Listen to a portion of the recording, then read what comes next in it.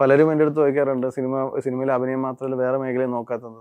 അതിന് സമയം ആയിരിക്കും. അത് എന്റെ ഒരു ചോദ്യമാണ് ഇപ്പൊ പോയത്. ഞാൻ പാസ് ചെയ്തിട്ട് അല്ല അത് എനിക്ക് തോട്ടിലുണ്ട്, എനിക്ക് വേറെ ചെയ്യണമെന്നുണ്ട്. ബട്ട് അതിനനുസരിച്ചുള്ള എഴുത്ത്, ഡയറക്ഷൻ. അതെ അതെ, രണ്ടും ചെയ്യണമെന്നുണ്ട്. അപ്പൊ അതിന്റെ കാര്യങ്ങൾ ഇപ്പോഴൊന്നും ഒന്നുമില്ല. ഇപ്പം പ്ലെയിൻ ആണ്, ഒരു ചർച്ചയില്ല, ഒന്നുമില്ല, ഒരു തോട്ടുമില്ല. പക്ഷെ എൻ്റെ ഒരു ആഗ്രഹമാണ് അതിൽ. Okay okay. ഇപ്പം നമ്മൾ അച്ഛന്റെ കാര്യം പറഞ്ഞു. ഇപ്പം ആദ്യം തൊട്ടേ ലൊക്കേഷനിലൊക്കെ വന്നിരുന്നത് അച്ഛനാണ്. അപ്പൊ ഒരു ഉയർച്ച താഴ്ചകളൊക്കെ അച്ഛൻ കണ്ടിട്ടുണ്ട്.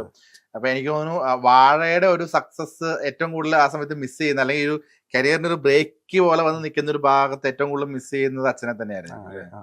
എന്താ പറ്റിയ അച്ഛന് ഡയബറ്റിക് ഇഷ്യൂസ് കുറെ കാലമായിട്ട് ഉണ്ട്. അറൗണ്ട് ഒരു 35 years ആയിട്ട് ഡയബറ്റിക് പേഷ്യൻ്റ് ആണ്. പിന്നെ അതിന്റെ കോംപ്ലിക്കേഷൻസ് വന്ന് അത് കിഡ്നിക്ക് എഫക്ട് ചെയ്ത് അങ്ങനെ കുറച്ച് നാളായിട്ട് വയ്യാതിരിക്കാറ്. അങ്ങനെയാണ്. ആ 2 ഫോട്ടോ ഇട്ടേക്കുന്ന അച്ഛൻ, ഒരെണ്ണം മെലിഞ്ഞതും ഇൻസ്റ്റയില്, പഴയ ഫോട്ടോയും പുതിയ ഫോട്ടോയാണ്. അത് ലാസ്റ്റ് 3 years ആയിട്ട് വയ്യാതിരുന്നതിന്റെ ഒരു ചേഞ്ചസ് അതിലാണ്. അതാണ് പുതിയ ഫോട്ടോയിലുള്ളത്. വീട്ടുകാർ പടം കണ്ടിട്ട് എന്ത് പറഞ്ഞു? കാരണം ഒരുപാട് സിനിമ കണ്ടിട്ടുണ്ട്, പക്ഷെ ഇത്രയും ഹിറ്റ് ആവുന്ന ഒരു സിനിമയിൽ ഇത്രയും നല്ലൊരു ക്യാരക്ടർ വരുന്നു, ഒരു കരിയർ ബ്രേക്ക് എന്നുള്ള രീതിയിലേക്കൊക്കെ എത്തുന്നു, എന്ത് പറയും വൈഫ് അമ്മയൊക്കെ എന്ത് പറയുന്നു? എല്ലാവരും ഭയങ്കര ഹാപ്പിയാണ്. ഇതില് ഞാൻ നേരത്തെ പറഞ്ഞല്ലോ, ഞാൻ മിസ് ചെയ്യുന്ന അച്ഛൻ്റെ ഒരു എലിമെന്റ് എന്ന് പറയുന്നത് അത് പറയാതിരിക്കാൻ പറ്റില്ല. കാരണം എൻ്റെ ഏറ്റവും വലിയ ക്രിട്ടിക് അച്ഛനായിരുന്നു. എൻ്റെ കുറ്റങ്ങൾ എപ്പോഴും പറയുന്ന അച്ഛനാണ്. എല്ലാ കാര്യത്തിലും എന്നെ കുറ്റപ്പെടുത്തുന്ന അച്ഛനാണ്, കുറ്റങ്ങൾ പറയുന്നത്. എന്നിട്ട് ഞാൻ എൻ്റെ ഒരു അച്ഛൻ, ഞാൻ എന്ത് ചെയ്താൽ അച്ഛന് കുറ്റം പറയുള്ളൂ എന്ന് പറയും. അപ്പോൾ അച്ഛൻ്റെ അടുത്ത് പറയാം, അതല്ല, നിന്റെ നല്ലത് പറയാൻ ഒരുപാട് പേരാണ്, നമ്മൾ നല്ല വശങ്ങൾ പറഞ്ഞു തരാൻ ഒരുപാട് പേരാണ്, പക്ഷെ നിന്റെ നെഗറ്റീവ്സ് തിരുത്തി തരാൻ ആരും കാണില്ല. അതുകൊണ്ടാണ് ഞാൻ നിന്റെ അടുത്ത് അത് പറയുന്നത്. പിന്നെ ഞാനത് മനസ്സിലാക്കി, ശരിയാണ്. അപ്പം അങ്ങനെ ഒരു ക്രിട്ടിക്കാണ് പോയത്.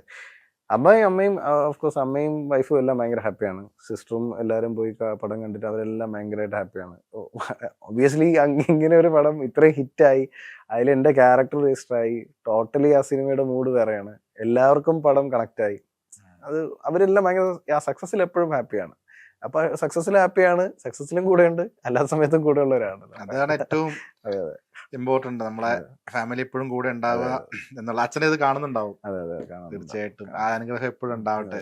ഈ സിനിമയില് ഇത്രയും വർഷത്തെ എക്സ്പീരിയൻസ് ഉണ്ട്, നമുക്ക് പറഞ്ഞു വെച്ച് നമ്മൾ പ്രതീക്ഷയോടെ കൂടി കാത്തിരിക്കുന്ന ഒരു വേഷം, ആ വേഷം തലേ ദിവസം മാറിപ്പോകുന്നു, അങ്ങനെ ഒരു ഇൻസിഡന്റ് ഉണ്ടായിരുന്നു? ഒരുപാട് അത് ഉണ്ടായിരുന്നു.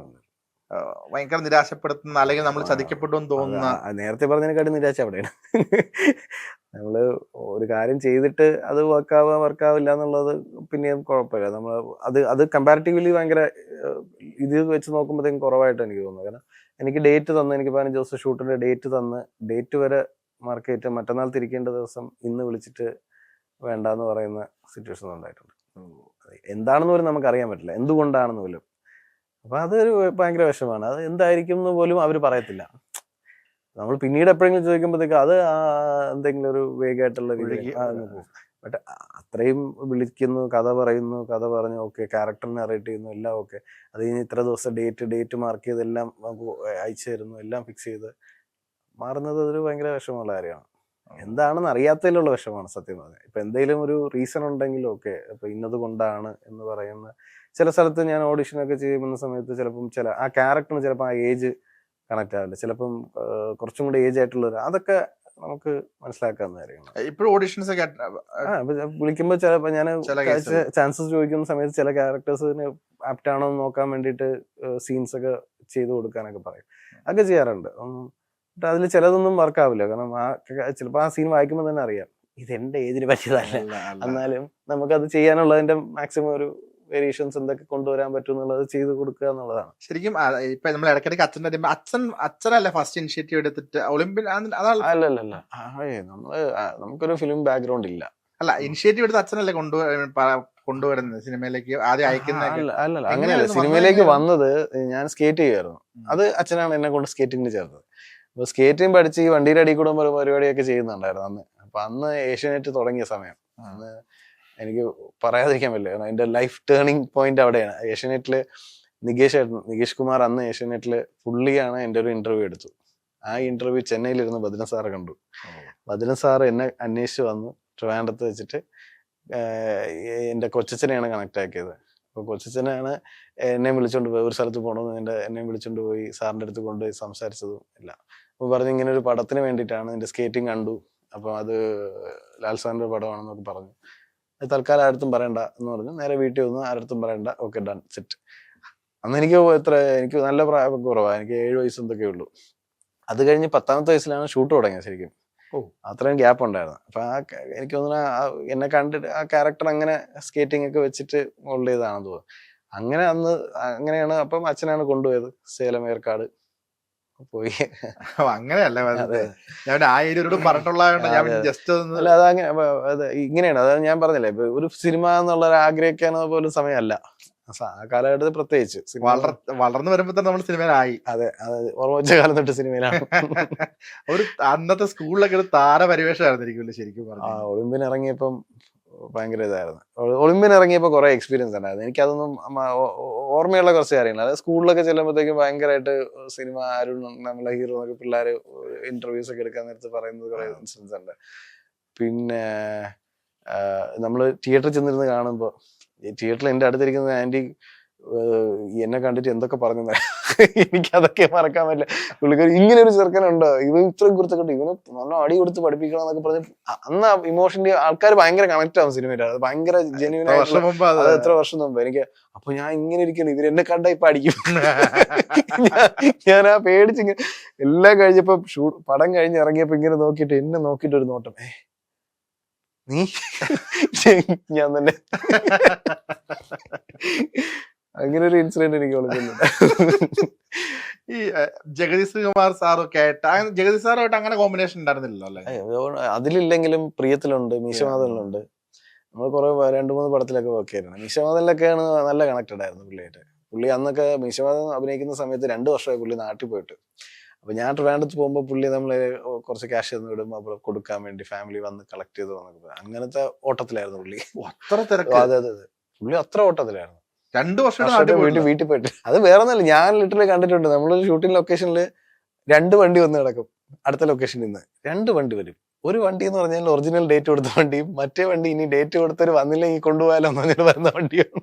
വേറെ എന്തൊരു തിരക്കോ മനുഷ്യനല്ലേ. അയ്യോ, അങ്ങനെ ഓടിയിരുന്ന ആളാ ഞാൻ കണ്ടിട്ടുണ്ട്. ഞാൻ മീശമാധവനിലാണെന്ന് തോന്നുന്നത്. ആ ലൊക്കേഷനിൽ 2 വണ്ടി വന്ന് കിടപ്പുണ്ടായിരുന്നു. അപ്പൊ അല്ല, ഇനി മറ്റേ വണ്ടി വന്നില്ലെങ്കിൽ നമ്മൾ വണ്ടി കയറി അവിടെ ഷൂട്ട് ചെയ്യാം. വീട്ടിലേക്ക് തരാൻ വേണ്ടി ക്യാഷ് വന്നു ആ സമയത്ത്. വീട്ടിൽ നിന്ന് അവര് വന്ന് ഡ്രൈവർ വന്ന് കളക്ട് ചെയ്യും. അല്ല, അതാണ് പറഞ്ഞത്. അത് പുള്ളിയായിട്ട് അന്ന് ഇപ്പോഴും പുള്ളി വയ്യാതെ എപ്പോഴും 2-3 പ്രാവശ്യം വീട്ടിൽ പോയിട്ടുണ്ട്. എപ്പോഴും അപ്പം പുള്ളി അങ്ങനെ ഇരിക്കുമ്പോഴും ചോദിക്കും, ഡ്രൈവറോ അല്ലെങ്കിൽ മാനേജർ ആരെങ്കിലും ഇവനെ മനസ്സിലായെന്ന് നോക്കുമ്പോഴത്തേക്കും നോക്കിയിട്ട് തലയാട്ടും, അറിയാം. ഇനി ഞാൻ ഈ സൈക്കിളിലൊക്കെ അഭിനയിക്കാൻ പോയപ്പം പുള്ളിയാണ് എനിക്ക് മുരളി സാറിനെയൊക്കെ പരിചയപ്പെടുത്തി. ഇവനെ അറിഞ്ഞൂടെ, നമ്മൾ കൊച്ചിറക്കം പണ്ട് ചക്രശൂരിൽ പോയെന്നൊക്കെ പറഞ്ഞ് പരിചയപ്പെടുത്തി കൊടുത്തൊക്കെ ബോംബെയില്. അതൊക്കെ എനിക്ക് എവിടെ വെച്ച് കണ്ടെന്നാലും ഭയങ്കര സ്നേഹമായിരുന്നു. എനിക്ക് സൈക്കിളൊക്കെ ശരിക്കും എടുത്ത് പറയേണ്ട ഒരു സിനിമയാണ്. പിന്നെ സൈക്കിളിലൊക്കെ എനിക്ക് അത്യാവശ്യം നല്ല ക്യാരക്ടറായിരുന്നു. അതെ, പടവും വിനീതന്റെ അതേ പടം, ഫസ്റ്റ് പടം, ജോണി ആന്റണി ഫസ്റ്റ് പടം. ഈ ഒളിമ്പ്യന്റെ ഒരുപാട് കേട്ട ചോദ്യങ്ങളായിരിക്കാം. എന്തെങ്കിലും ഒരു ലാലേട്ടനായിട്ടുള്ള എന്തെങ്കിലും ഉള്ള ഒരു മെമ്മറി ഷെയർ ചെയ്യാൻ പറ്റും? ഏറ്റവും വലിയ മെമ്മറി, ഞാൻ മോഹൻലാൽ എന്ന നടനെ ആദ്യമായിട്ട് കാണുന്നത് ഒളിമ്പില്ല. ചെറുപ്പം മുതലേ നമുക്ക് അറിയാം, സാറിനെ അറിയാം. അപ്പൊ ഞാൻ ഫസ്റ്റ് കാണുന്നൊരു മെമ്മറി എന്ന് പറയുന്നത് പുള്ളി ഒരു പില്ലറിൽ ഇതിൽ കൈയും വെച്ചിട്ട് സീൻ പേപ്പർ വായിക്കുന്നതാണ്. എനിക്കിപ്പോഴും ഓർമ്മയുണ്ട്. അതും എനിക്ക് കറക്റ്റ് ഡ്രസ്സ് ഓർമ്മയുണ്ട്. അതായത് നിലാപ്പൈതിലെ പാട്ടിന് തൊട്ട് മുമ്പുള്ള എന്തോ സീക്വൻസ് ആണ് ഷൂട്ട് ചെയ്തത്. ആ ഡ്രസ്സിലാണ് വിളിക്കുന്നത്. അപ്പൊ എന്നെ ഇനി നോക്കുന്നുണ്ട്, കാരണം ഒരുപാട് പിള്ളേരുണ്ട്. അപ്പൊ ഞാന് ആദ്യമായിട്ട് ലൈഫിൽ കോട്ടൊക്കെ ഇട്ട് റോബോട്ടിനെ പോലെ നടക്കാണ്. എനിക്ക്